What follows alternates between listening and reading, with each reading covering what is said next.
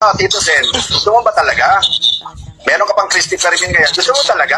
Gusto mo talaga sabihin ko sinong kabit mo at kung sino yung girlfriend mo sa Itbulaga na naging girlfriend din ni Bossing, sabay pa kayo?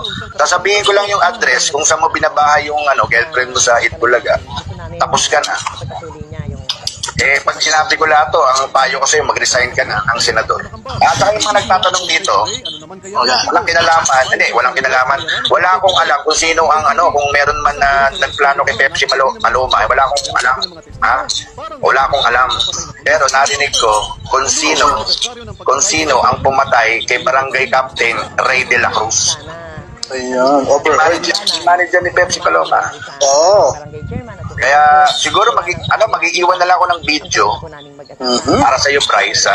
Paki-play na lang pag pinapatay na ako nitong mga to kasi talagang masisira sila eh. Sa sindikato, dyan sa Itbulaga, sa sindikato, di ba sabi ko sa iyo, may mga masasamang tao dyan? Yung sindikato sa Itbulaga? Isa na si Tito Sen doon sa sindikato doon. Parang advisor yun, advisor.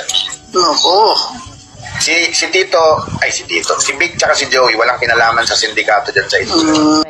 Tito Sen, gusto mo ba talaga? Meron ka pang Christopher Min kaya? Gusto mo talaga? Gusto mo talaga sabihin ko sinong kabit mo at kung sino yung girlfriend mo sa Itbulaga na naging girlfriend din ni Bossing, sabay pa kayo?